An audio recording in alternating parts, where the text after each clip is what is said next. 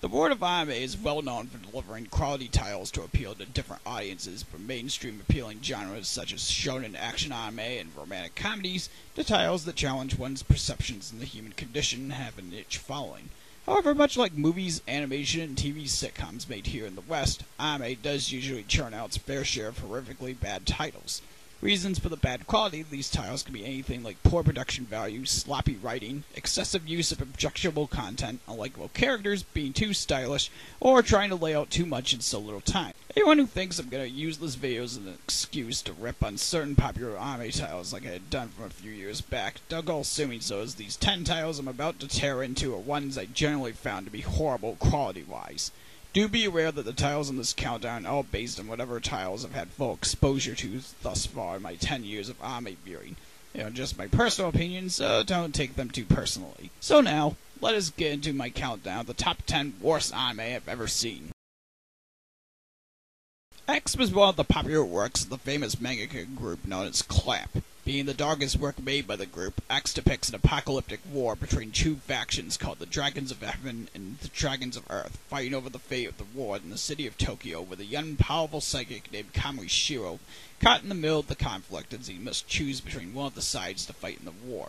The series is notable for its complicated themes regarding humanity's existence on Earth, and the complex characters representing both factions in the war. X was adapted into an anime film by Madhouse Studios in 1996. Unfortunately, the manga is still ongoing at the time of the film's release. The limited runtime presented by the movie format, this adaptation of X lacked the complexity of its hit manga counterpart. While sporting great quality visuals, fluid battle scenes, and a high-end soundtrack, the movie lacked any kind of development with its plot and characters, as the movie killed off many of its characters as quickly as they were introduced, had very limited depth in most instances, and the plot rushed through its major points, leaving little time for viewers to take things in. Fortunately, a TV anime adaptation of X was animated 5 years later, which expands on the plot, characters, and themes of the series. So if you're giddy for an anime adaptation of X, ditch the film and just go for the TV take on the series.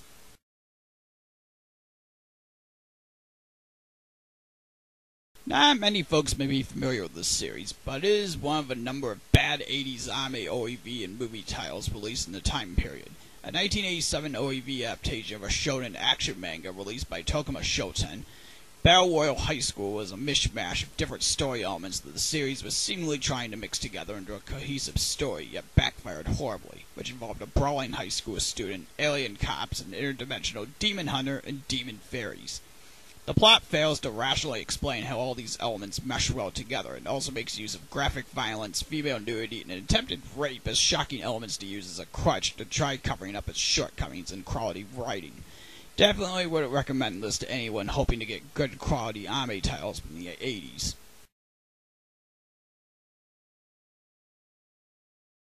With the exception of Koikaze, incest is rarely treated seriously in the medium of anime, being used as a cheap excuse for either perverted material or melodrama. The latter applies to Boku wa Imoto ne Koi wo Suru. Translating literally as, I'm in love with my younger sister, this 2005 OAV title based on an ongoing manga series features the eventual relationship development of twin siblings Yori and Iku.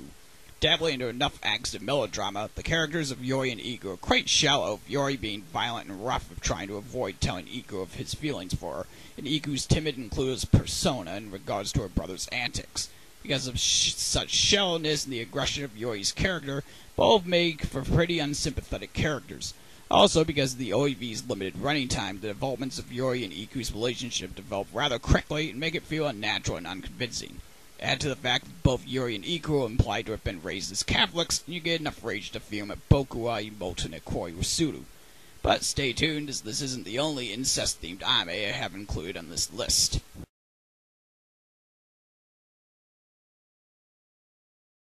Boy, was this one a mess. Released in 2007, Vexia was an anime film animated entirely in CGI, focused on the titular heroine investigating the actions of a biotechnology company who devastated the Japanese populace with their experiments. But beyond the nicely animated and detailed CG animated character and scenery renderings, Vexia reeked of poor quality writing.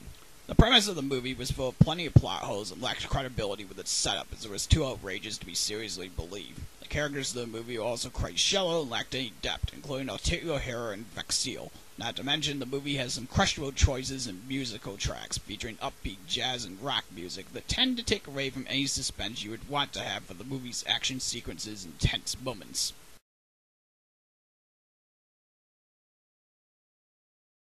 Remember when I said earlier that incest in anime was also used as an excuse for perverted content in anime? The TV anime take on Kiss Sis fits that label perfectly. Running as a 13-episode series in the spring season of 2010 with an ongoing OAV series also in tow, Kiss Sis features middle schooler Keita working to get into the same high school as his older stepsisters Ako and Riko, while also being a doormat to the two sexual deviants trying to make advances on him. The anime plays up the real step-siblings, so it's okay plot device to make the lewd relationship between the three siblings look appropriate for its horny otaku audience, which is evident with how their parents approve of the relationship and Keita's classmates jealous of the attention he gets from them.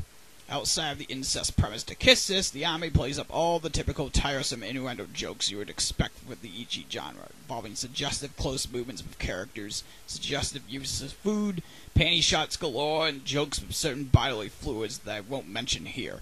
This was a perfect example of how bad the quality of many anime titles were around 2010, thanks to the anime industry's pandering to its otaku fan base with ecchi romantic comedies and other conventional premises.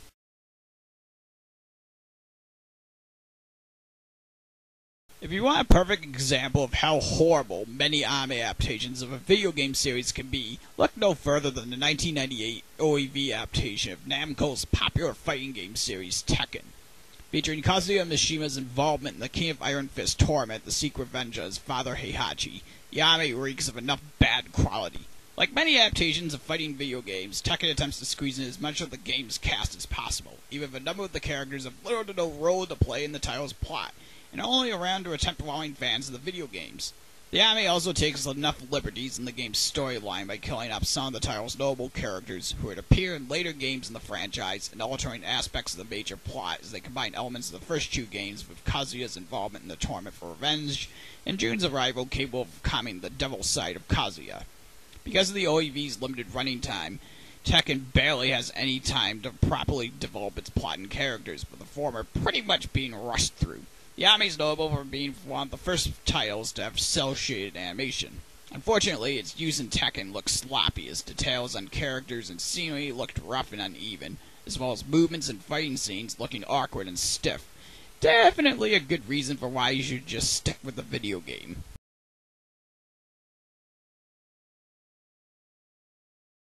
Captain Harlock is one of anime's famous characters, well known for being created by famous animator Leiji Matsumoto and being around in anime since the 1970s in a number of TV, movie, and OAV titles. Many of Harlock's exploits involve him defying odds against human-machine and entity threats with his individualist way of life and crew aboard a spaceship, the Arcadia. However, the Harlock franchise is well known for having an infamous stain in its 30-plus year run. That comes in the form of Harlock Saga. Animated in 1999 by Bandai Visual, this chapter of the Captain Harlock franchise features the famous hero trying to get back gold belonging to a group of gods before war breaks out and threatens the universe. While the premise seems epic on scale, like many Harlock titles, the OAV even features some epic orchestral music pieces from German composer and conductor Richard Wagner.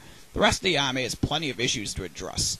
The anime has a number of inconsistencies and holes with its plot, most notable being the destruction of a planet from one of the gods in the series in one scene, and said planet later being around in a later scene without any explanation provided as to how or why.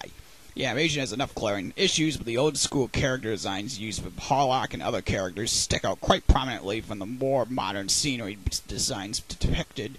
Signs of laziness are apparent, with a few character designs being reused with a different color palette to make them seem different from one another, and even some inconsistencies in animation, where the Arcadia was rendered in CG animation in the first episode of Harlock Saga, yet is hand-drawn in later episodes. The anime is also notable for featuring the most deadpan voice acting I've heard from Japanese seiyuu, as the voice actors hardly emoted with their characters and seemed like they were just reading from the script. Adding one other element to this mess is that Harlock Saga is left open-ended. If you're interested in all things Captain Harlock, definitely avoid this title. If there is one thing Master of Martial Arts is lacking in besides quality, it would be originality. This dub was animated as an OAV series in 2008 by Studio Orms, who are well known for animating Elfen Lied and a nice number of EG titles. And no, this isn't based on an Eroge game, as Funimation's promotional material proclaims, as this baby is an original work from Orms. Focused on Aya's efforts to advance the fighting tournament full of women in fetish-themed outfits, Master of Martial Arts knocks off Ikki Tousen, featuring women shredding their clothes off and making contact with attacks, and being in fetish-themed outfits to boot. The plot to the series is pretty much one big excuse to feature Aya fighting in the tournament as she conveniently knows martial arts, and the fetish women she fights only serve to both titillate the title's horny otaku audience and be punching bags for Aya. The anime also knocks up School Days in trying to create a shocking and disturbing resolution to the series when Aya learns the reasons surrounding the existence of the Platonic Heart Tournament. While the ending of School Days made enough sense with how the show made you hate its characters, Master of Martial Arts' ending was more sloppy and mean-spirited due to the poor writing delivered by the title's plot. Worst of all, the title's selling point of its attractive women and fighting aren't too appealing thanks to its subpar artwork, with character designs being on the plain side in terms of quality, inconsistent details from set designs, as the bust sizes for female characters like Aya tend to change between normal size and huge rather frequently, and battle scenes not being too engaging due to both the title's limited frame rate and gimmick-themed attacks coming from the fetish fighters. Definitely a title well worth avoiding.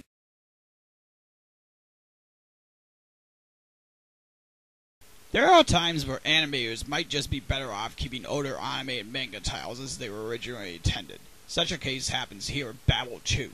Based on a 1970s manga and animated in 1992, this OAV series attempts to create a different take on the series, with male lead Koichi being unaware of his origins as a powerful psychic hero named Babel 2, out to protect Ward.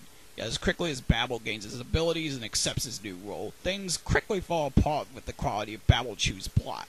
A lack of cohesive plot developments lead Babel 2 to sloppily transition between different points of the title's plot, delivers enough holes and inconsistencies with its plot and characters, and is quite mindless in its overall plot as it mostly features Babel effortlessly plotting through the different members of the psychic cult he is up against, with Deus Ex Machina around to save his hide if he ever gets into any serious trouble. Don't expect much in the way of character depth either, as nearly all the members of the cult are only around to serve as punching bags to Babel. Our hero doesn't change all too much once he settles into his new role, and the UN agents who are usually around throughout the series are absolutely worthless in this title. The animation is subpar in quality, looking on par with what you would find in early 90s TV anime, with psychic battle scenes not looking too impressive if you got into this series for any action scenes.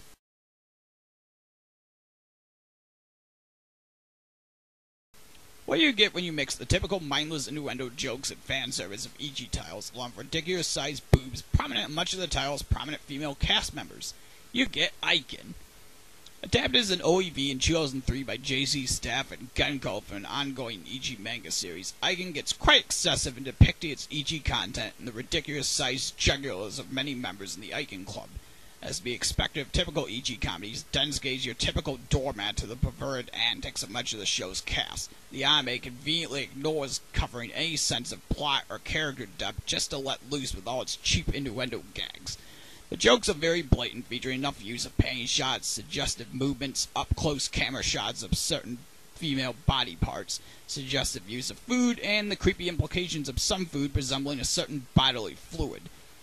And even ignoring all of this raunchiness, the prominent female characters in the series aren't too physically attractive thanks to the subpar artwork quality in the anime, and of course, the ridiculous size of their boobs. Thank you for seeing this countdown, and I hope to see you on my next video.